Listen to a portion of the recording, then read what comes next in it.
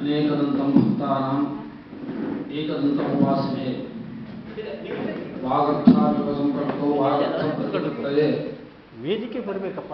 ಜಗತಃ ಪಿತರೋ ಒಂದೇ ಪಾರ್ವತಿ ಪರಮೇಶ್ವರರು.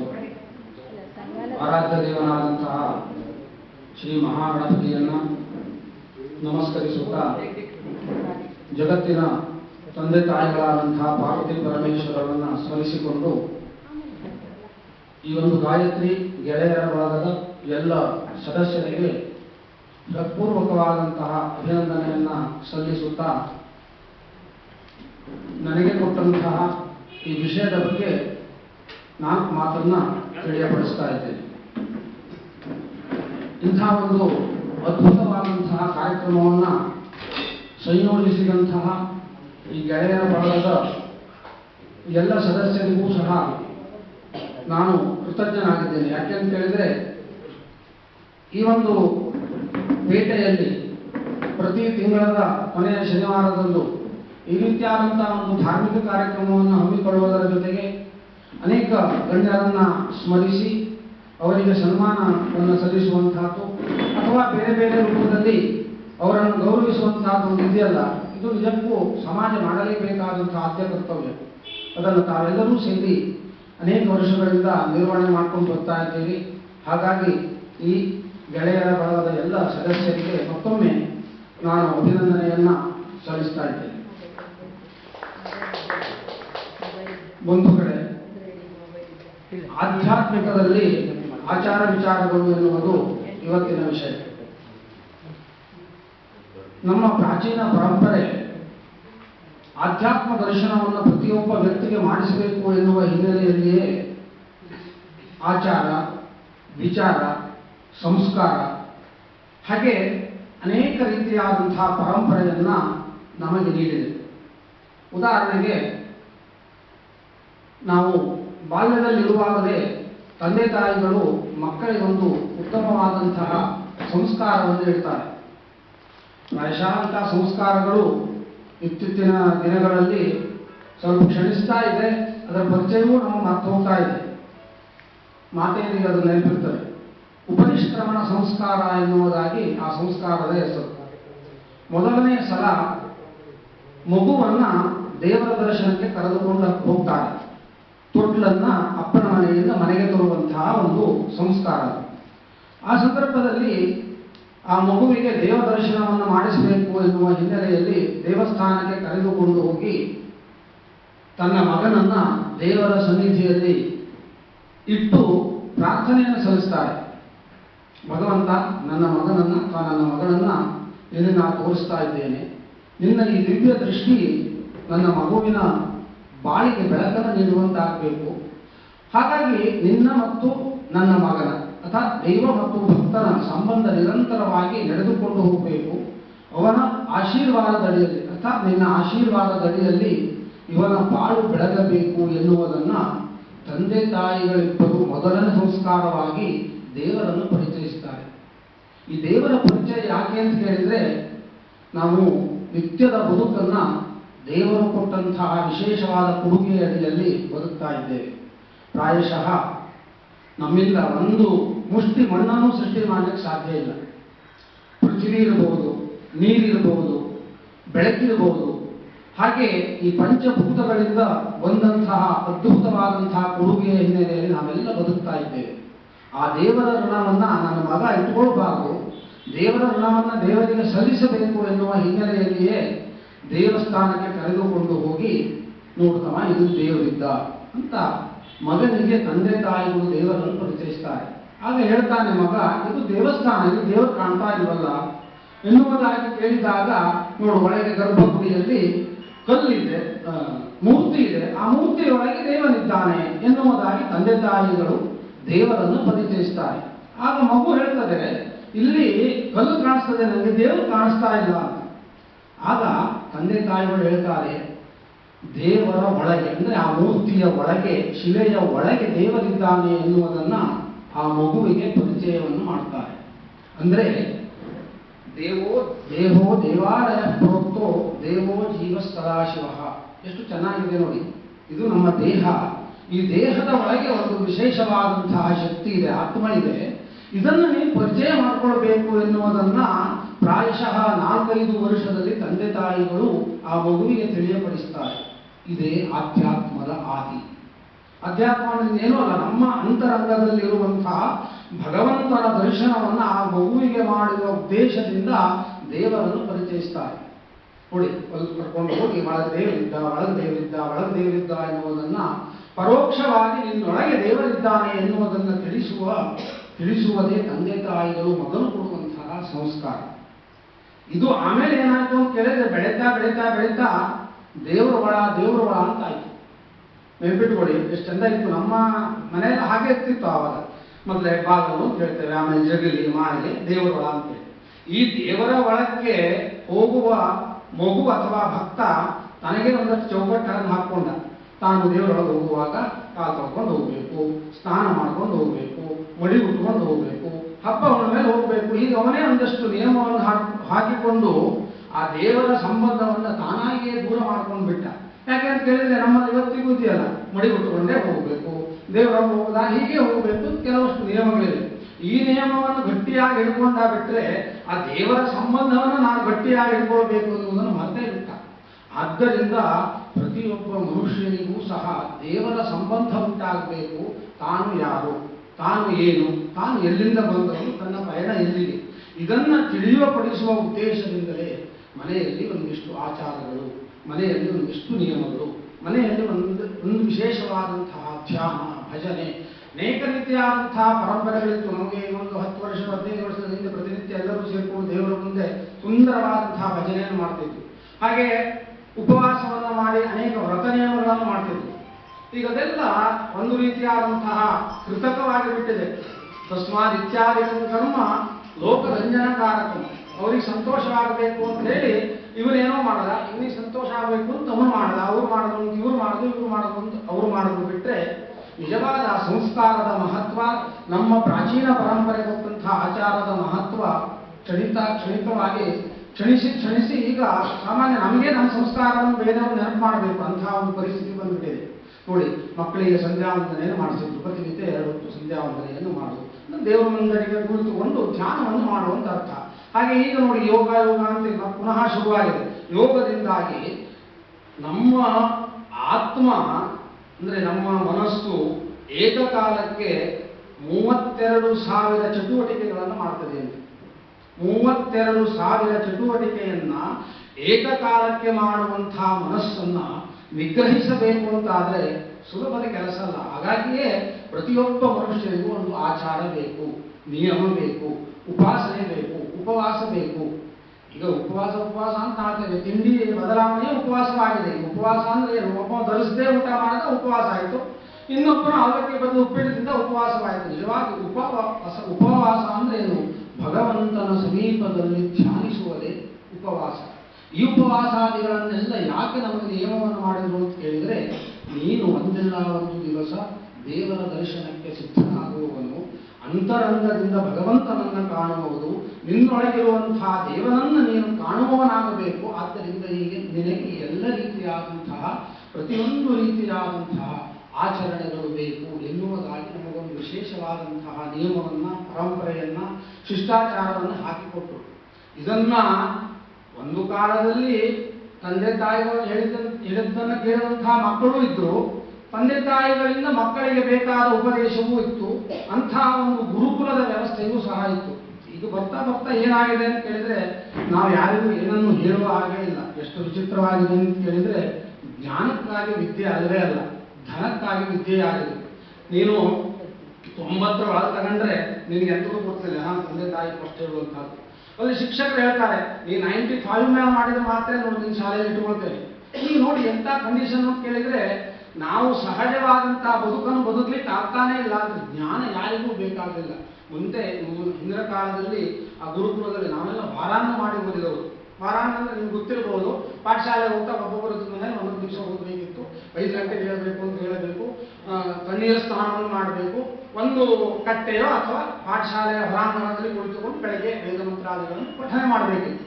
ಅಂದ್ರೆ ಜ್ಞಾನಕ್ಕೋಸ್ಕರವಾಗಿ ವಿದ್ಯೆ ಒಂದು ಕಾಲದಲ್ಲಿ ಈಗ ಏನಾಯ್ತು ಅಂತ ಕೇಳಿದ್ರೆ ಬರೀ ಹಣಕ್ಕಾಗಿ ವಿದ್ಯೆ ಮಾರಾಟವಾಗ್ತಾ ಇದೆ ಅಂತ ಅನಿಸ್ತಾ ಇದೆ.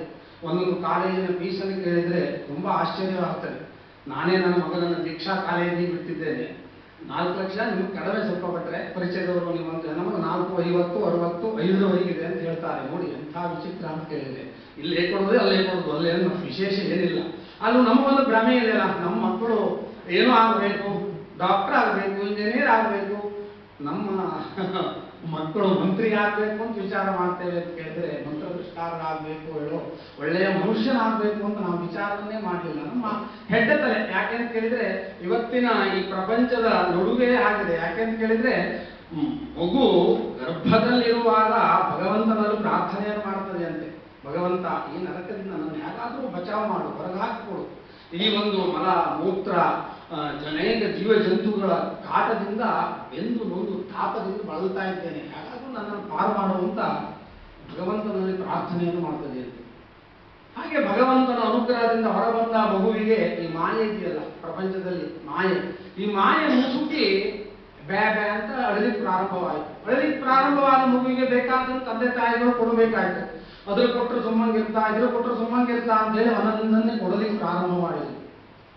ಅದು ಬೇಕು ಬೇಕು ಅಂತ ಹೇಳಿದ್ರು, ಇವರು ಕೊಡ್ತಾ ಹೋದ್ರು. ಯಾವ ಮನುಷ್ಯನ ಜೀವನದಲ್ಲಿ ಬೇಕು ಬೇಕು ಪ್ರಾರಂಭವಾಯಿತು ಅವನಿಗೆ ಯಾವುದು ಕಾಣೋದಿಲ್ಲ. ಅವರಿಗೆ ಬೇಕು ಬೇಕು, ಅದು ಬೇಕು ಇದು ಬೇಕು. ಆದರೆ ನಮ್ಮ ಜ್ಞಾನಿಗಳು ಹೇಳ್ತಾರೆ ಧರ್ಮಾರ್ಥ ಕಾಮ ಮೋಕ್ಷ ಚತುರ್ವಿಧ ಪುರುಷಾರ್ಥ ಫಲಸಿದ್ಧ್ಯರ್ಥಂ. ನಮ್ಮ ಪ್ರತಿನಿತ್ಯದ ಸಂಕಲ್ಪವೇ ಹಾಗೆ. ನಾವು ಅನೇಕ ರೀತಿಯಾದಂತಹ ವೈದಿಕ ಕಾರ್ಯಕ್ರಮವನ್ನೆಲ್ಲ ಮಾಡಿಸ್ತೇವಲ್ಲ, ವೈದಿಕ ಕಾರ್ಯಕ್ರಮ ಅಂತಲ್ಲ, ಯಾವುದೇ ಕಾರ್ಯಕ್ರಮವನ್ನು ಮಾಡುವುದಾದರೂ ಮನಸ್ಸಮಾಧೀಯತಾಂ ಸಮಾಹಿತ ಮನಸ್ಸಸ್ಮಃ ಪ್ರಸೀದಂತು ಭವಂತಃ ಪ್ರಸನ್ನಾಸ್ಮಃ. ಪ್ರಸನ್ನ ಚಿತ್ತನಾಗಿರು, ಒಳ್ಳೆಯ ಭಗವಂತನನ್ನು ಆರಾಧಿಸುವ ಮನಸ್ಸಿನಿಂದ ನೀವು ಕರ್ಮವನ್ನು ಮಾಡುವುದು ಅಂತಲ್ಲ. ಯಾವ ಕರ್ಮವನ್ನು ಮಾಡುವುದಾದರೂ ಈ ಪ್ರಾಣಿಕ ದಯಾ ಸಂದರ್ಭದ ಬಗ್ಗೆ ಹೇಳಿದ್ರಲ್ಲ, ಹಾಗೆ ಅಂಥ ಒಂದು ಮನಸ್ಸಿನಿಂದ ಮಾಡಿದರೆ ಭಗವಂತ ನಮ್ಮನ್ನು ಹುಡುಕೊಂಡು ಬರ್ತಾನಂತೆ. ನನ್ನ ಭಕ್ತನನ್ನು ನಾವು ಉದ್ಧಾರ ಮಾಡಬೇಕು, ಇವನಿಗೆ ಅಧ್ಯಾತ್ಮ ದರ್ಶನವಾಗಬೇಕು, ದರ್ಶನವನ್ನು ಕೊಡಬೇಕು ಅಂತ ಭಗವಂತ ಬರ್ತಾನಂತೆ. ಆದ್ದರಿಂದಲೇ ಕೈ ಕೆಸರಾದರೆ ಬಾಯಿ ಮೊಸರು. ಕೃಷಿಯನ್ನು ಮಾಡಿ ಅದರಲ್ಲೊಂದು ಶ್ರದ್ಧೆ ಇರಲಿ, ಅದರಲ್ಲೊಂದು ಭಕ್ತಿ ಇರಲಿ, ಅದರಲ್ಲೊಂದು ಪ್ರೀತಿ ಇರಲಿ. ನಾವು ಸಮಾಜಕ್ಕೋಸ್ಕರವಾಗಿ ಬಹಳಷ್ಟು ನಮ್ಮ ಹತ್ರ ಏನನ್ನೂ ಕೊಡ್ಲಿಕ್ಕಾಗುವುದಿಲ್ಲ. ಆದರೆ ಸಮಾಜಕ್ಕೆ ಬೇಡದೇ ಹೋದ ಕೆಲಸವನ್ನು ಮಾತ್ರ ಖಂಡಿತ ಮಾಡಬಾರದು. ಉಪಕಾರವನ್ನು ಎಷ್ಟು ಸಾಧ್ಯವಿದೆ ಅಷ್ಟು ಮಾಡುವ.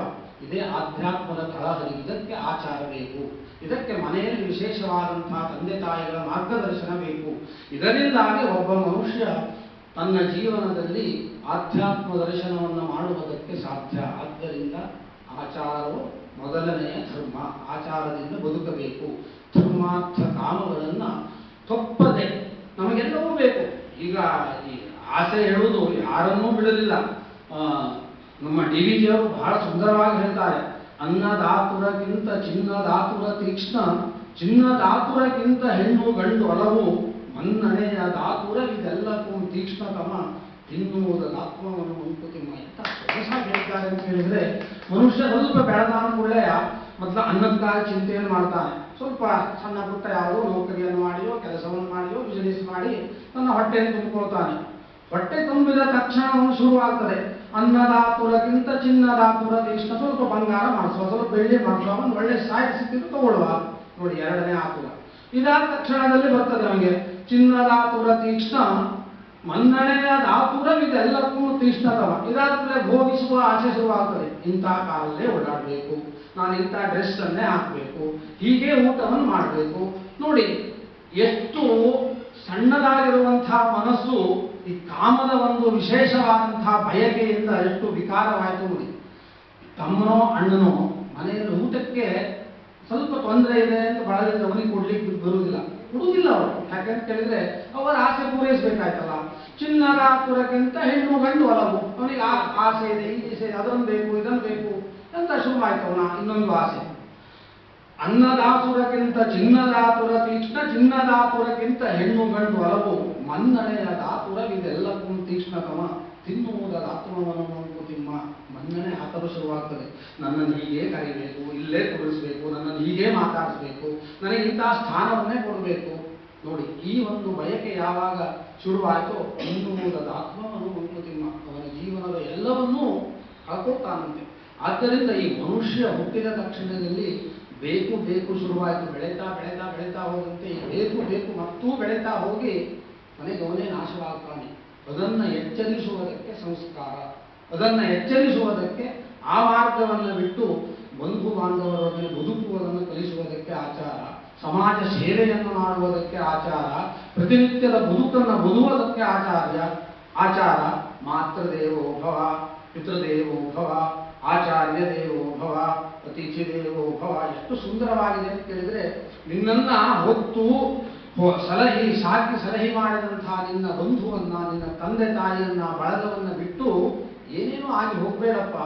ಇವತ್ತಿನ ಕಾಲದಲ್ಲಿ ವೃದ್ಧಾಶ್ರಮ ಆಗ್ತಾ ಇರೋದನ್ನು ನೋಡಿದರೆ ನಾವು ಮಕ್ಕಳಿಗೆ ಕೊಡುವ ಸಂಸ್ಕಾರವನ್ನು ನಾವು ಕೊಡಲೇ ಇಲ್ಲ. ನಮ್ದು ಏನಾಯ್ತು ಅಂತ ಕೇಳಿದ್ರೆ ನಾವು ಅದರಲ್ಲಿ ತಪ್ಪಿದ್ದೇವೆ, ನಮ್ಮ ಪರಂಪರೆಗೆ ಅದನ್ನು ತಪ್ಪಿಸ್ಕೊಂಡು ಬಂದಿದೆ. ಯಾಕೆಂತ ಕೇಳಿದ್ರೆ ಯಾವುದೋ ಒಂದಿಷ್ಟು ಮಾಯೆಯಲ್ಲಿ ನಾವು ಸಿಕ್ಕಿದ್ದೇವಲ್ಲ. ಹೆಂಡತಿ ಹೇಳಿದ್ರು, ಆ ಮಾತನ್ನು ತೆಗೆದಾಕ್ಲಿಕ್ಕೆ ಆಗುದಿಲ್ಲ. ಮಗ ಅಪ್ಪ ನಿಂಗೆ ಎಂತ ಗೊತ್ತಿದ್ದ ಕೇಳಿದ, ಮೂವ್ ಹಾಕಬೇಕಾಯ್ತು. ಇನ್ನೊಂದು ಆರ್ಥಿಕವಾದಂತಹ ಯಾವುದೋ ಒಂದಷ್ಟು ಚೌಕಟ್ಟಿನಲ್ಲಿ ಮುಗ್ಗಟ್ಟಿನಿಂದ ದುಡ್ಡೇ ಪ್ರಧಾನವಾಯಿತು. ಈ ಎಲ್ಲ ಕಾರಣದಿಂದ ಒಂದಷ್ಟನ್ನು ನಾವು ಕಳ್ಕೊಂಡ್ಬಿಟ್ಟಿದ್ದೇವೆ. ಆದ್ದರಿಂದ ನಮಗೆ ಒಮ್ಮೊಮ್ಮೆ ಬಹಳ ಖೇದವಾಗ್ತದೆ. ಮೊನ್ನೆ ಅಮೇರಿಕದಲ್ಲಿ ಇದ್ದವರಂತೆ, ಬರ್ಲಿಕ್ಕೆ ಆಗುವುದಿಲ್ಲ, ತನ್ನ ತಾಯಿ ತೀರ್ಕೊಂಡಿದ್ದಾಳೆ. ಅವ ಮತ್ತೊಂದು ತಮ್ಮ ಇದ್ದ, ನೀವು ತಮ್ಮನಿಂದ ಮಾಡ್ತೀನಿ. ನಾನೇ ಅವನ ಹತ್ರ ಮಾತಾಡಿದೆ, ನೋಡಪ್ಪ ಇದೊಂದು ಅವಕಾಶ, ಈ ಸಂದರ್ಭದಲ್ಲಿ ನೀವು ಬರ್ಲಿಕ್ಕೆ ಆಗುವುದಿಲ್ಲ ಅಂದ್ರೆ ನಿಮಗೆ ಕರ್ತವ್ಯ ಭ್ರಷ್ಟನಾದಾಗ ಆಗ್ತದೆ. ಉತ್ತಮ ಬಂದು 1 ದಿವಸವೋ 2 ದಿವಸವೋ ಎಷ್ಟು ನಿಮಗೆ ಸಾಧ್ಯ ಆದರೂ ಅದೊಂದು ಋಣ ಇದೆ ನಿಮಗೆ, ಆ ಋಣವನ್ನು ತೀರಿಸುವುದಕ್ಕಾಗಿ ಬಾ ಅಂತ ಹೇಳಿದ್ರೆ, ಇಲ್ಲ ನಮ್ಮ ಮಕ್ಕಳ ಪರೀಕ್ಷೆ ಇದೆ, ಏನೇನೋ ಸಮಸ್ಯೆ ಇದೆ ಅಂತ ಹೇಳಿದ. ಆಮೇಲೆ ನನ್ನ ಒತ್ತಾಯಕ್ಕೆ ಬಂದು ಮಾಡ್ಕೊಂಡು ಹೋದ, ಬಿಡಿದ್ರೆ ಬೇರೆ. ಆದರೆ ಅಂಥ ತಂದೆ ತಾಯಿಯರ ಕೊನೆಯ ಕಾಲದಲ್ಲಿ ಒಂದು ಶುಶ್ರೂಷೆಯನ್ನ, ಬೇಡ ಅದು ಆಗಲಿಲ್ಲ ಇರುತ್ತೆ ಅಂತ ಆದರೆ ಕೊನೆ ಕಾಲದಲ್ಲಿ ಒಂದು ಪೈತೃಮೇಧಿಕ ಸಂಸ್ಕಾರಾದಿಗಳನ್ನ ನೀಡುವ ಗುಣವೂ ಮಕ್ಕಳಿಗಿಲ್ಲ ಅಂತ ಆದರೆ ಈ ಆಧ್ಯಾತ್ಮದ ದರ್ಶನ ಅಲ್ಲ, ಯಾವ ದರ್ಶನವೂ ಇಲ್ಲದೆ ನಮ್ಮ ಸಮಾಜ ಹೋಗ್ತಾ ಇದೆಯಲ್ಲ ಅಂತ ಬೇಸರವಾಗ್ತದೆ. ನಮ್ಮ ಪ್ರಪಂಚದ ಗತಿಯೂ ಹಾಗೆ ಇದೆ. ಪ್ರತಿಯೊಬ್ಬರಿಗೂ ಈಗ ಒಂದು ರೀತಿಯ ಯಾವುದೋ ಒಂದು ರೀತಿಯಿಂದ ಈ ಬಂಧನದಲ್ಲಿ ಸಿಲ್ಕೊಂಡ್ಬಿಟ್ಟಿದ್ದಾರೆ. ಇದರಿಂದ ಹೊರಗೊಳ್ಳಿಕ್ಕೆ ಆಗುವುದಿಲ್ಲ. ಮಾಡಬೇಕು. ರಾಮಕೃಷ್ಣ ಪರಮಹಂಸರು ಬಹಳ ಸೊಗಸಾಗಿ ಹೇಳ್ತಾರೆ, ನೀನು ಎಲ್ಲವನ್ನೂ ಮಾಡು, ಎಲ್ಲವನ್ನೂ ಮಾಡ್ಲಿಕ್ಕೆ ನಿನಗೆ ಅಧಿಕಾರ ಇದೆ, ನಿನಗೆ ಏನೇನು ಬಯಕಿದೆಯೋ ಅದೆಲ್ಲ ತೀರಿಸ್ಕೊ. ಆದರೆ ಬೇಡ ಅಂತ ಕಾಣ್ತದೆ. ಬೇಡ ಅಂದ ತಕ್ಷಣದಲ್ಲಿ ಬಿಡಬೇಕು ಅದು ಆಧ್ಯಾತ್ಮ ಅಂತ ಎಚ್ಚರಿಕೆಯನ್ನು ಕೊಡ್ತಾರೆ. ನಮಗೆ ಬೇಕು ಕಾಣ್ತದೆ, ನಮ್ಮ ಮನಸ್ಸು ಹೇಳ್ತಾರೆ, ಎಷ್ಟು ಆಲೋಚನೆಯನ್ನು ಮಾಡ್ತಾನೆ ಇರ್ತದೆ. ಆದರೆ ಈ ಆಲೋಚನೆಗಳೆಲ್ಲವೂ ಸಹ ಸಾಕು ಅಂತ ಕಂಡ ನಿಲ್ಲಿಸಬೇಕು. ಇದು ನಿಜವಾದ ಆಧ್ಯಾತ್ಮ. ಇಂಥ ಆಧ್ಯಾತ್ಮ ಬುದ್ಧಿ ಬರಬೇಕು ಅಂತ ಆದರೆ ಮಗುವಿರುವಾಗಲೇ ಅವನಿಗೆ ಸಂಸ್ಕಾರವನ್ನು ನೀಡಬೇಕು. ಅವನಿಗೆ ವಿಶೇಷವಾದಂತಹ ಕೊಡುಗೆಯನ್ನು ನಾವು ಕೊಡಬೇಕು. ತಂದೆ ತಾಯಿ ಗುರು ಹಿರಿಯರಿಂದ ಇದೆಲ್ಲವೂ ಸಿಕ್ಕಿದಾಗ ಅವನೊಂದು ಪ್ರಪಂಚದ ಮಧ್ಯದಲ್ಲಿ ಬದುಕುವುದಕ್ಕೆ ಸಮರ್ಥವುಳ್ಳ ವ್ಯಕ್ತಿ ಆಗ್ತಾನೆ. ಒಂದು ದಾರಿಯ ದೀಪವನ್ನು ಅವನು ಕಾಣ್ತಾನೆ. ಇಲ್ಲದೇ ಇದ್ರೆ ಅವನದೇ ಪ್ರಪಂಚ. ನೋಡಿ, ಮನುಷ್ಯ ಬದುಕಬೇಕು ಅಂತಾದರೆ ಅವನಿಗೆ ಒಂದೆಲ್ಲ ಒಂದು ಹೊಸ ಶೋಧನೆಯನ್ನ, ಒಂದು ಗುರಿಯನ್ನು ಇಟ್ಟುಕೊಂಡು ಬದುಕಬೇಕು. ಆ ಗುರಿ ಇಲ್ಲದೆ ಇದ್ರೆ ಅವನು ಬದುಕೇ ಅಲ್ಲ. ನೋಡಿ, ಇವತ್ತಿ ಮೊಬೈಲು ಇದರ ಬಗ್ಗೆ ಎಷ್ಟೊಂದು ಅಧ್ಯಯನವನ್ನು ಮಾಡಿರ್ಬೋದು. ಅದು ಟಿವಿ ಬಂತು, ವಿಮಾನ ಹಾರವನ್ನು ನೋಡ್ತೇವೆ, ಎಲ್ಲೋ ಯಾರೋ ಏನೋ ಮಾಡೋದನ್ನು ಇವತ್ತಿಲ್ಲಿ ಕಾಣ್ತಾ ಇದ್ದೇವೆ. ಇದೆಲ್ಲ ಒಬ್ಬ ಮನುಷ್ಯನ ನಿರಂತರವಾದಂತಹ ಪ್ರಯತ್ನದಿಂದಾಗಿ ಸಿಕ್ಕಿದ್ದು. ಹಾಗೆ ಇಂಥ ಅಧ್ಯಾತ್ಮ ದರ್ಶನವನ್ನು ಒಬ್ಬ ಮನುಷ್ಯ ಮಾಡಬೇಕು ಅಂತಾದರೆ ನಿತ್ಯದಲ್ಲಿಯೂ ಸಹ ಏಕಾಂತವಾಗಿ, ಅಂದರೆ ಯಾವುದೋ ಒಂದು ಧ್ಯಾನದ ದೃಷ್ಟಿಯಿಂದ ಭಗವಂತನನ್ನು ನಿರಂತರವಾಗಿ ಸ್ಮರಿಸಿದಾಗ ಈ ಒಂದು ಗುರಿಯನ್ನು ತಲುಪುವುದಕ್ಕೆ ಸಾಧ್ಯ. ಇಲ್ಲ ಅಂತ ಆದರೆ ಆ ಗುರಿಯನ್ನು ತಲುಪಲು ಸಾಧ್ಯವೇ ಇಲ್ಲ. ಯಾಕೆ ಅಂತ ಕೇಳಿದ್ರೆ ನಾವು ಮಾಯಾ ಪ್ರಪಂಚದ ಮಧ್ಯದಲ್ಲಿ ಬದುಕ್ತಾ ಇದ್ದೇವಲ್ಲ. ಒಬ್ಬ ವೃದ್ಧ ದಾರಿಯಲ್ಲಿ ಹೋಗ್ತಾ ಇದ್ದಾಗ ಪಕ್ಕದಲ್ಲಿರುವಂತಹ ಅವನ ಸಂಗಡನಿಗೆ ಹೇಳ್ತಾನೆ, ಆಪಾಂಡುರಾಕೇಶ ನಮೇ ವಿಷಾದ. ಕೂದಲೆಲ್ಲ ಹಣ್ಣಾಗಿದೆ, ನನಗೆ ನಂತ ಬೇಸರ ಕಾಣಿಸೋದಿಲ್ಲ. ಹಾಗೆ ದಂತಾವರಿ ವಿಗಲಿತ ನಚಮೇ ವಿಷಾದ. ಹಲ್ಲು ಬಿದ್ದಿದೆ, ಅದಕ್ಕೂ ನನ್ನಷ್ಟ ಬೇಸರ ಅನಿಸೋದಿಲ್ಲ. ಚರ್ಮ ಎಲ್ಲ ಜೋಲ್ತಾ ಇದೆ, ಸೊಂಟ ಸ್ವಲ್ಪ ಮುಳುಗಿದೆ, ಅದಕ್ಕೂ ನನಗೆ ಬೇಸರ ಇಲ್ಲ. ಆದರೆ ದಾರಿಯಲ್ಲಿ ಹೋಗುತ್ತಿರುವಂತಹ ಸುಂದರ ಯುವತಿಯರು ತಾತೇತಿ ಭಾಷಣತ ಯಾತರು ವಜ್ರಪಾತ. ತಾತ ಅಂತ ನಾನು ಕರೀತಾರಲ್ಲ, ಕಲ್ಲು ತಗೊಂಡು ಹೊರಗಾಗ್ತದೆ ನನಗೆ ಅಂತ ಹೇಳಿದಂತೆ. ನಾನು ಇಂಥ ಪ್ರಪಂಚದಲ್ಲಿ ಬದುಕುವ ನಮಗೆ ಈ ಆಸೆ ಅನ್ನೋದು ಬಿಟ್ಲೇ ಇಲ್ಲ. ನಾವು ಆಸೆಯ ಮಧ್ಯದಲ್ಲೇ ನಮ್ಮ ಜೀವನವನ್ನು ಎಳ್ಕೊಂಡು ಹೋಗ್ಬೇಕಲ್ಲ. ಆದ್ದರಿಂದ ಈ ಆಸೆ ಕೊನೆಯಾಗಬೇಕು ಅಂತಾದರೆ ನೀನು ದೇವರ ದೆಸೆಯಲ್ಲಿ ನಡೆಯಬೇಕು. ದೇವರ ದರ್ಶನಕ್ಕಾಗಿ ಪ್ರಯತ್ನ ಮಾಡಬೇಕು. ಇಂತಹ ದೇವರ ದರ್ಶನಕ್ಕೆ ಪ್ರಯತ್ನ ಮಾಡಿದ್ದೇನೆ ಎನ್ನುವಂತಾದರೆ ನಿನ್ನ ಜೀವನದಲ್ಲಿ ಒಂದಲ್ಲ ಒಂದು ದಿವಸ ಆಧ್ಯಾತ್ಮದ ದರ್ಶನವಾಗ್ತದೆ. ಆದ್ದರಿಂದ ಮನಸ್ಸು ಮೊದಲು ಏಕಾಗ್ರತೆಯಿಂದ ಇರುವುದಕ್ಕೆ ಅಭ್ಯಾಸ ಮಾಡುವ ಮೊದಲನೆಯ ಆಚಾರವೇ ಮನೆ. ಮೊದಲನೆಯ ಮೆಟ್ಟಿಲೆ ಮನೆ. ಮೊದಲನೇ ಮೆಟ್ಟಿಲೆ ನಮ್ಮ ಪ್ರತಿಯೊಂದು ಭಜನೆ ಇರಬಹುದು ಅಥವಾ ಇನ್ನಿತರ ಯಾವ ನಾವೇನು ಪರಂಪರೆಯನ್ನು ಮಾಡ್ಕೊಂಡು ಬಂದಿದ್ದೇವೋ, ಧ್ಯಾನ, ಉಪವಾಸ ಎಲ್ಲವೂ ಸಹ ನೀನು ದೇವರ ದರ್ಶನಕ್ಕೆ ಸಿದ್ಧನಾಗುವಂತ. ಈಗ ಕಣ್ಣು ಬಿಟ್ಟಾಗ ಬೆಳಕು ಕಾಣ್ತಾ ಇದೆ ನಮಗೆ, ಕಣ್ಣು ಮುಚ್ಚಿದ್ರೆ ಯಾವ ಬೆಳಕು ಇಲ್ಲ.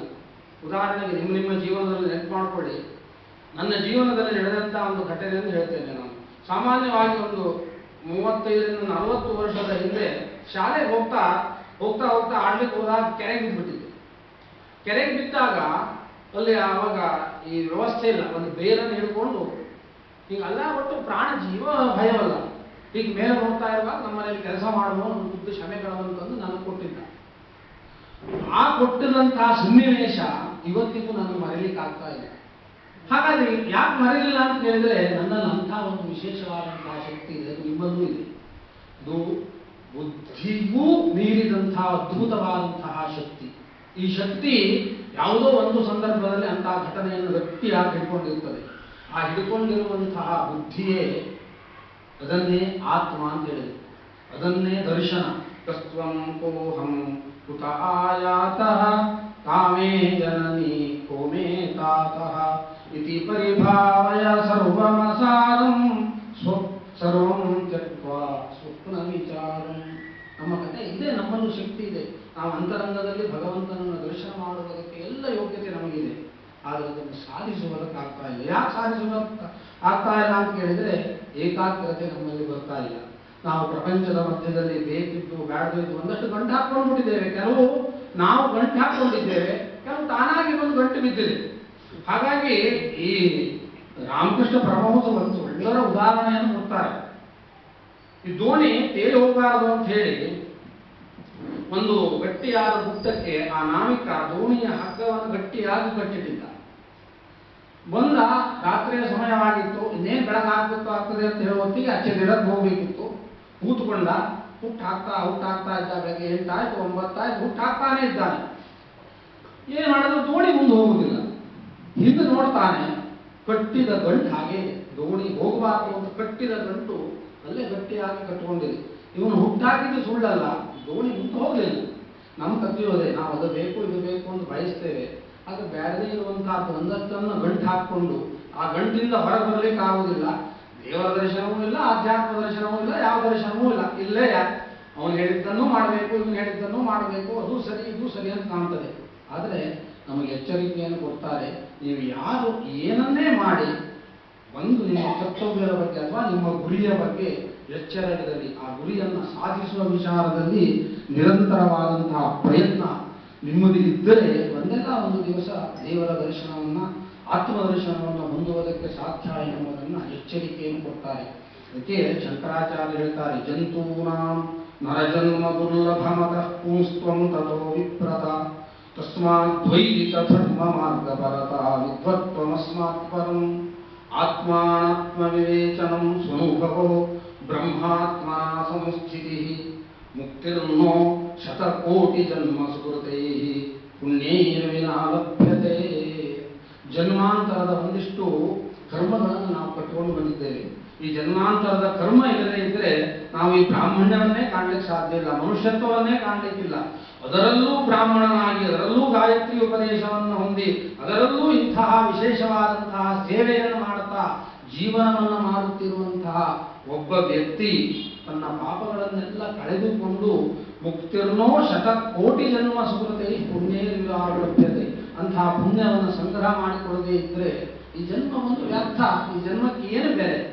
ಬಹಳಷ್ಟು ಪ್ರಾಣಿಗಳು ಹೋಗ್ತವೆ, ಸಾಯ್ತವೆ. ಆದರೆ ಮನುಷ್ಯನಿಗೆ ಪಂಚೇಂದ್ರಿಯಗಳು, ಪಂಚಕರ್ಮೇಂದ್ರಿಯಗಳು, ಜ್ಞಾನೇಂದ್ರಿಯಗಳು, ಬುದ್ಧಿ, ಮನಸ್ಸು ಇದೆಲ್ಲ ಇದ್ದು ಏನು ಪ್ರಯೋಜನ? ಆದ್ದರಿಂದ ನಿನ್ನ ಜೀವನದಲ್ಲಿ ಒಂದು ಸಾಧನೆ ಇರಲಿ, ಒಂದು ಗುರಿ ಇರಲಿ, ಒಂದು ವಿಶೇಷವಾದಂತಹ ಆಸಕ್ತಿ.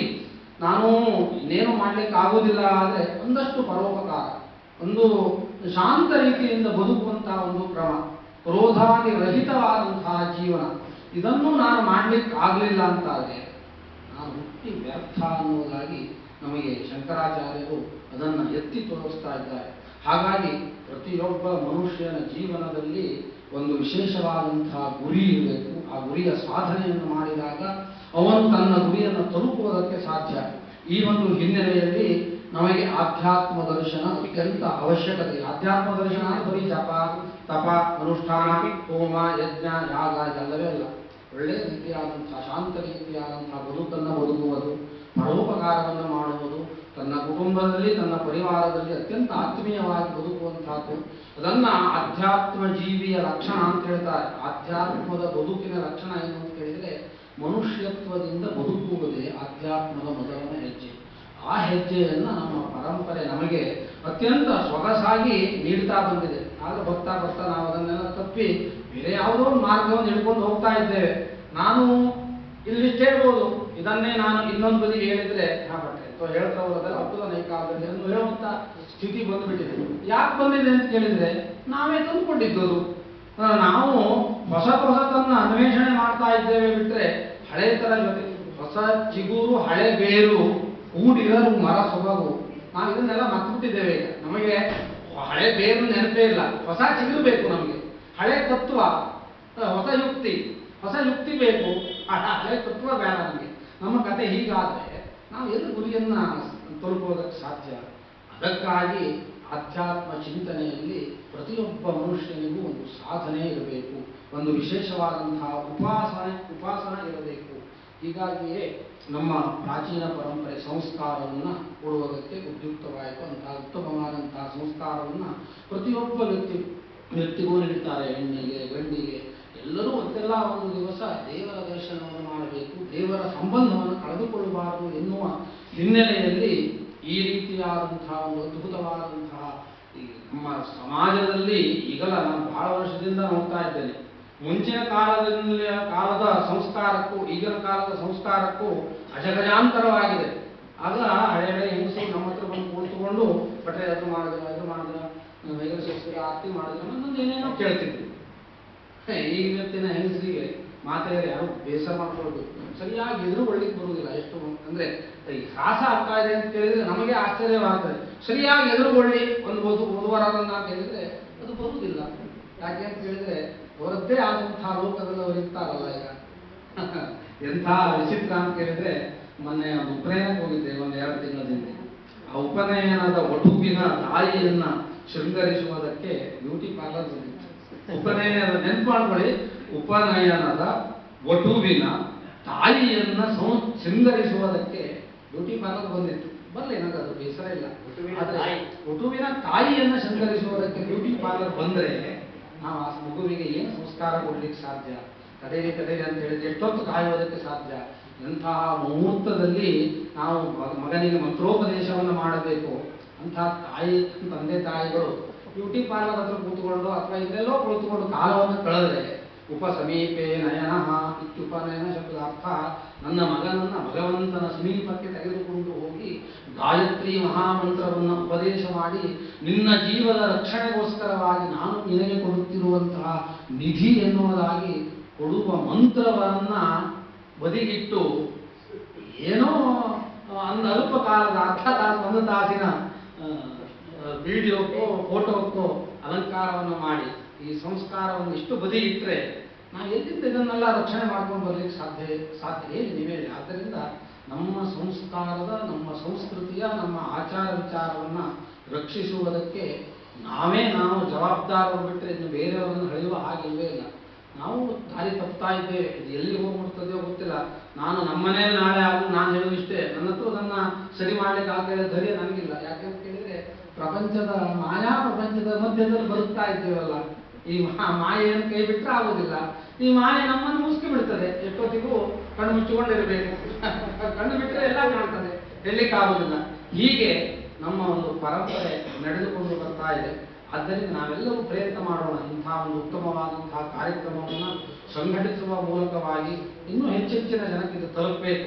ನಮ್ಮ ಸಂಸ್ಕಾರ, ನಮ್ಮ ಸಂಸ್ಕೃತಿ, ನಮ್ಮ ಪದ್ಧತಿ, ನಮ್ಮ ಆಚಾರ ವಿಚಾರಗಳು, ನಾವು ಕೊಡುವಂತಹ ಸಂಸ್ಕಾರದ ಮಹತ್ವ. ಇವತ್ತು ಎಲ್ಲ ರೀತಿಯಾದಂತಹ ವಿಷಯವನ್ನು ನಾವು ಕೊಡ್ತೇವೆ, ಆದರೆ ನಮ್ಮ ಮೂಲ ವಿದ್ಯೆ ಏನಿದೆಯೋ ಧರ್ಮ, ಅರ್ಥ, ಕಾಮ, ಮೋಕ್ಷ, ಇದರ ಬಗ್ಗೆ ನಾವು ಏನನ್ನೂ ಮಕ್ಕಳಿಗೆ ಹೇಳ್ತಾ ಇಲ್ಲ. ಧರ್ಮದಿಂದ ಹಣವನ್ನು ಸಂಗ್ರಹಿಸುವುದು, ಆ ಧರ್ಮದ ಹಣವನ್ನು ವಿಶೇಷವಾಗಿ ಯಾವ ಕಾಮನೆಗಳಿದೆಯೋ, ಯಾವುದು ಅತ್ಯವಶ್ಯವೋ ಅದಕ್ಕೆ ಖರ್ಚನ್ನು ಮಾಡುವುದು, ದಾನವನ್ನು ಮಾಡುವುದು, ಮೋಕ್ಷವನ್ನು ಸಿದ್ಧಿಸಿಕೋ ಅಂತ ಹೇಳುವ ನಾವು ಇವತ್ತು ಅದನ್ನು ಬಿಟ್ಟುಬಿಟ್ಟಿದ್ದೇವೆ. ಎಲ್ಲೇ ಹೋಗಲಿ ಯಾವ ಕೆಲಸವೂ ದುಡ್ಡಿನ ವಿನ ಆಗುವುದೇ ಇಲ್ಲ. ಎಷ್ಟು ವಿಚಿತ್ರವಾಗಿದೆ ಅಂತ ಕೇಳಿದ್ರೆ, ನಾನು ಇಲ್ಲಿ ಕೂತ್ಕೊಂಡು ಹಾಗೆ ಮಾಡಬೇಕು ಹೀಗೆ ಮಾಡಬೇಕು ಅಂತ ಹೇಳ್ತಾರೆ. ಯಾವ್ದಾದ್ರು ಒಂದು ಆಫೀಸಿಗೆ ಹೋದರೆ ದುಡ್ಡು ತೆಗೆದ ವಿನ ಕೆಲಸವೇ ಇಲ್ಲ. ಅದೊಂದು ಇವತ್ತು ಪರಮಾಶ್ಚರ್ಯ ಅಂದ್ರೆ ಅದೊಂದು ರೂಲ್ಸ್ ಆಗಿ ಜಾರಿ ಬಂದ್ಬಿಟ್ಟಿದೆ ಅಂತೇಳಿ. ಬೋರ್ಡ್ ಒಂದು ಹಾಕಲಿಲ್ಲ ಬಿಟ್ಟರೆ ಅದೊಂದು ರೂಲ್ಸ್ ಆಗಿಬಿಟ್ಟಿದೆ. ಈಗ ಅದೊಂದು ಕಾನೂನು. ಆ ಒಂದು ಕಾನೂನೇ ಜಾರಿ ಆದ್ಮೇಲೆ ನಾವು ಎಲ್ಲಿಂದ ಇದನ್ನೆಲ್ಲ ಸರಿಪಡಿಸುವುದಕ್ಕೆ ಸಾಧ್ಯ? ಆದರೆ ನಮ್ಮ ಕೈಯಲ್ಲಿರುವಂತಹ ಕೆಲವು ಆಚಾರ ವಿಚಾರಗಳನ್ನ ತಿದ್ದಿಕೊಳ್ಳುವುದಕ್ಕೆ ಸಾಧ್ಯ ಇದೆ. ಅದಕ್ಕೆ ಗಾಯತ್ರಿ ಬಳಗದಂತಹ ಎಲ್ಲ ಸದಸ್ಯರು ಸೇರಿ ಇನ್ನೂ ವಿಶೇಷವಾದಂತಹ ಕಾರ್ಯಕ್ರಮವನ್ನು ಮಾಡುವ ಮುಖಾಂತರವಾಗಿ ಪ್ರತಿಯೊಬ್ಬ ಮಕ್ಕಳಿಗೆ ಇದೊಂದು ವಿದ್ಯೆಯಾಗಬೇಕು. ಈ ಜ್ಞಾನಾರ್ಜನೆಯ ವಿದ್ಯೆ ಪ್ರತಿಯೊಬ್ಬ ಮಕ್ಕಳಿಗೂ ಸಿಗಬೇಕು. ಹಾಗೆ ಸಿಕ್ಕಾಗ ನಾವು ಒಂದೆಲ್ಲ ಒಂದು ದಿವಸ ಭಗವಂತನ ಆಧ್ಯಾತ್ಮದ ದರ್ಶನವನ್ನು ಮಾಡುವುದಕ್ಕೆ ಸಾಧ್ಯ. ಅಂತಹ ಪ್ರಯತ್ನದಲ್ಲಿ ನೀವೆಲ್ಲರೂ ಪಾಲ್ಗೊಂಡು ಅನೇಕ ಕಾರ್ಯಕ್ರಮಗಳನ್ನು ಮಾಡುತ್ತಾ ಒಂದು ಸಮಾಜಕ್ಕೆ ಉದ್ಭುತವಾದಂತಹ ಕೊಡುಗೆಯನ್ನು ನೀಡ್ತಾ ಇದ್ದೀರಿ. ಇದು ನಿರಂತರವಾಗಿ ನಡೆದುಕೊಂಡು ಬರುವುದರ ಜೊತೆಗೆ ಇಂಥ ಒಂದು ವಿಶೇಷವಾದಂತಹ ಕಾರ್ಯಕ್ರಮದಿಂದ ಸಮಾಜಕ್ಕೆ ನಿಮ್ಮಿಂದ ಒಂದು ಒಳ್ಳೆಯ ಕೊಡುಗೆ ಆದರೆ ಅದೇ ಆಧ್ಯಾತ್ಮ. ನೀವೇನು ಮಾಡಿದ್ದೀರಿ ಅಂತ ಹೇಳಿದ್ರೆ ಏನೂ ಬೇಡ, ಒಂದು ಸಮಾಜಕ್ಕೆ ನಿಮ್ಮಿಂದ ಒಂದು ಒಳ್ಳೆಯ ಮಾರ್ಗದರ್ಶನ ಸಿಕ್ಕಿದ್ರೆ ಅದೇ ಆಧ್ಯಾತ್ಮ, ಅದೇ ವಿಶೇಷವಾದಂತಹ ಕೊಡುಗೆ. ಅಂತಹ ಕೊಡುಗೆ ನಿಮ್ಮ ಈ ಗೆಳೆಯರ ಬಳಗದಿಂದ ಸಮಾಜಕ್ಕೆ ಸಿಗುವಂತಾಗಲಿ. ಗೋಪಾಲ್ ಭಟ್ರು ಬಹಳ ಆತ್ಮೀಯರು, ನನ್ನ ಬಗ್ಗೆ ಬಹಳಷ್ಟು ಏನೇನು ಹೇಳಿದರು. ಕೆಲವರಲ್ಲಿ ಸತ್ಯ ಇದೆ, ಕೆಲವರು ಸೇರಿಸ್ಕೊಂಡು ಹೇಳಿದ್ದಾರೆ, ಅದು ಬೇಸರ ಇಲ್ಲ. ಯಾಕಂತ ಹೇಳಿದ್ರೆ ನಾನು ಅಂತಹ ವಿದ್ವಾಂಸನೂ ಅಲ್ಲ, ಅಥವಾ ಒಂದು ವಿಶೇಷವಾದಂತಹ ಪ್ರವಚನಕಾರನೂ ಅಲ್ಲ. ಆದರೆ ನಮ್ಮ ಅಜ್ಜ, ನಮ್ಮ ತಂದೆ, ನಮ್ಮ ಅಣ್ಣ, ಹೀಗೆ ಒಂದು ಪರಂಪರೆಯ ಮಧ್ಯದಲ್ಲಿ ಬಹಳಷ್ಟು ಜನರ ಮಧ್ಯದಲ್ಲಿ ಒಂದು ಅನುಭವ ವಿದ್ಯೆ ಅಂತಿದೆಯಲ್ಲ, ಅಂತಹ ಒಂದು ಅನುಭವದ ವಿದ್ಯೆಯಿಂದ ಸ್ವಪ್ರಯತ್ನದಿಂದ ಸಮಾಜದಲ್ಲಿ ನಮ್ಮಿಂದ ಏನಾದರೂ ಒಂದು ಅಹಿತ ಆಗಬಾರದು. ಎಷ್ಟು ಹಿತ ಆಗ್ತದೆಯೋ ಅಷ್ಟ ಹಿತಕರವಾದಂತಹ ಅದನ್ನು ಮಾಡುವುದಕ್ಕೆ ನಾನು ದೇವಸ್ಥಾನದ ಅಧ್ಯಕ್ಷ ಇದ್ದೆ. ಹಲವಾರು ದೊಡ್ಡ ಸಂಸ್ಥೆಯಲ್ಲಿ ನನ್ನ ಸೇವೆಯನ್ನು ನಾನು ಸಲ್ಲಿಸಿದ್ದೇನೆ. ಒಟ್ಟಿನಲ್ಲಿ ನಮ್ಮ ಹತ್ರ ದೊಡ್ಡ ಕೊಡುಗೆಯನ್ನು ಕೊಡ್ಲಿಕ್ಕೆ ಆಗೋದಿಲ್ಲ, ಆದರೆ ಎಷ್ಟು ಕೊಡಲಿಕ್ಕೆ ಸಾಧ್ಯ ಇದೆಯೋ ಅದನ್ನು ತಪ್ಪದೆ ಕೊಡಬೇಕು. ಅದು ನಮಗೊಂದು ಇಂದಲ್ಲ ನಾಳೆ ಅದು ನಮಗೊಂದು ದೇವರ ಸಂಬಂಧವನ್ನು ಬೆಳೆಸಬಹುದು, ಆಧ್ಯಾತ್ಮ ದರ್ಶನಕ್ಕೆ ಅದು ಒಂದು ಕಾರಣವಾಗಬಹುದು ಎನ್ನುವ ಹಿನ್ನೆಲೆಯಲ್ಲಿ ಗೋಪಾಲ್ ಭಟ್ರ ಮಾತಿಗೆ ಒಪ್ಪಿ ಇವತ್ತು ಬಂದು ನಿಮ್ಮೆಲ್ಲರ ಎದುರಿಗೆ, ಯಾಕೆಂತ ಕೇಳಿದ್ರೆ ನನಗೆ ಒಂದ್ಸತಿ ಆಡ್ಕೊಳ್ಳೋದು ಜನವೇ ಕಾಣ್ತಾ ಇಲ್ವಲ್ಲಪ್ಪ ಯಾರಿಗೆ ಹೇಳ್ಬೇಕು ಅಂತ. ಆದರೆ ಬಂದಿರುವ ಜನರನ್ನು ನೋಡಿದಾಗ ನೀವು 50 ಜನ 500 ಜನರಿಗೆ ಸಮಾನ ಅನ್ನುವ ಸಂತೋಷ ನನಗಿದೆ. ಹಾಗಾಗಿ ಇಂತಹ ಒಂದು ಕಾರ್ಯಕ್ರಮದಲ್ಲಿ ಭಾಗವಹಿಸುವುದಕ್ಕೆ ಅವಕಾಶ ಮಾಡಿಕೊಟ್ಟಂತಹ ನಿಮ್ಮೆಲ್ಲರಿಗೂ ಸಹ ಮತ್ತೊಮ್ಮೆ ನನ್ನ ಹೃತ್ಪೂರ್ವಕವಾದಂತಹ ಕೃತಜ್ಞತೆಯನ್ನು ಸಲ್ಲಿಸುವುದರ ಜೊತೆಗೆ ಇಂತಹ ಕಾರ್ಯಕ್ರಮ ನಿರಂತರವಾಗಿ ನಡೆದುಕೊಂಡು ಬರಲಿ. ನಾವು ನಿಮ್ಮ ಜೊತೆಗಿದ್ದೇವೆ. ಯಾಕೆಂತ ಹೇಳಿದ್ರೆ ನಮ್ಮ ಸಮಾಜ ಮುಂದೆ ಹೋಗಬೇಕು ಅಂತ ಆದರೆ ಎಲ್ಲರೂ ಕೈ ಜೋಡಿಸಬೇಕು. ಅಂತಹ ಒಂದು ಈ ಗಾಯತ್ರಿ ಬಳಗಕ್ಕೆ ನಮ್ಮೆಲ್ಲರ ಸಹಾಯ ಸಹಕಾರ ಸಿಗುತ್ತದೆ.